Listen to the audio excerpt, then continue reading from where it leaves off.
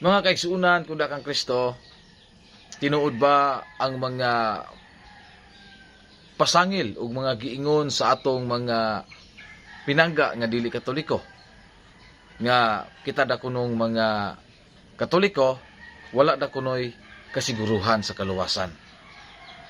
Adunay nagchat ako maigsoon, nag-ingon siya nga kung iya kong ipangutana, kung mamatay ko ugma, asa da kuno ko padulong. So, ato ni patinaw mga kaigsuunan, no? Dili tanang Kristiyanos o mga Katoliko nga ini ka matay mo diretso naglangit.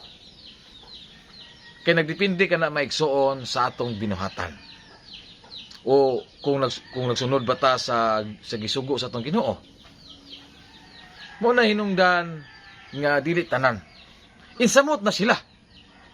Kaya diya sa Efeso Kapitulo 5, versikulo 23, si Kristo mao ang ulo sa iyang iglesia, ug ang iglesia mao ang iyang lawas, ug si Kristo ang manluluwas sa iyang iglesia nga mao ang iyang lawas.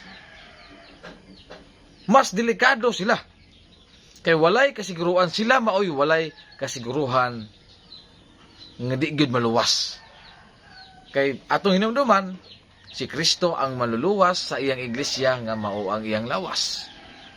So, kinsa man ang iglesia nga gitukod sa atong Ginoo? Ang iglesia Katoliko man, ang iglesia Katolika man. Karon, kanang giingon nila nga wala tay kasiguruhan. Atong hinumduman mga kaigsuunan, matod pa ni San Pablo sa Hebrehanon Kapitulo 9, versikulo 27, human sa kamatayon, hukom. Kinahanglan nga ang matag-usa, mamatay sa makausa, o human sa kamatayon, hukom. So nagpasabot mga kaigsuunan, nga kung nagtuman ta sa sugo sa atong Ginoo, sa iyang mga pagtulunan dinis kalibutan, o sa iyang simbahan, o number 1, nagpasakop ta sa iyang iglesia, mao ang iglesia Katolika. Kung nagtuman ta sa iyang mga kasuguan, isip Kristiyanos, o tinuod kita nga Kristiyanos, kana sigurado kita nga maluwas. O ilabi na og mudangop kita sa mga sakramento. Ngagikan sa atong pagkamakasasala, bibalik ta sa atong Ginoo pinaagi sa Sacrament of Reconciliation. Ug ato ging madawat mga kaigsuunan ang kaluwasan. Pero dili ta moingon nga mudritso tag langit, kay ang langit mga kaigsuunan referado ra kana sa tawo nga nagkinabuhi dinhi sa kalibutan, nga nagkinabuhi siyang balaan. Kanang gi-declare bitaw sa atong simbahan nga nga santos, kanang nagpaila na sila nga nagkinabuhi sila nga balaan. Mao nga gi-declare sila nga balaan. Nakaron kini atong mga higala nga mga dili Katoliko. Kisa may mo declare nila, walay mo declare nila kay walay makapamatuod nila nga kanang ilang pundok gitukod ni Kristo. Mao nga luoy kay maigsuon ang mailan. Mao nga kita mga Katoliko, duol kita sa kaluwasan. Kay manaaman ta sa iglesia nga gitukod sa atong Ginoo Kristo.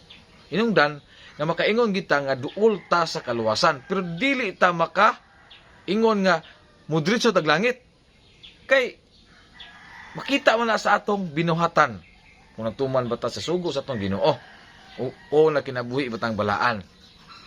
Pero kung ang sala sa mga Katoliko nga dili angay nga ika-impyerno, dili ka na siya maimpyerno.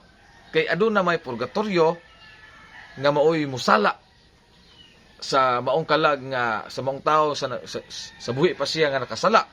Apan dili igo nga ika-impyerno ang iyang maong sala, mao nga salaon pa siya og hugasan pinaagi sa purgatorio. Ayha pa makasulod sa langit. Ingon ana mga kaigsuunan ang kamaturan.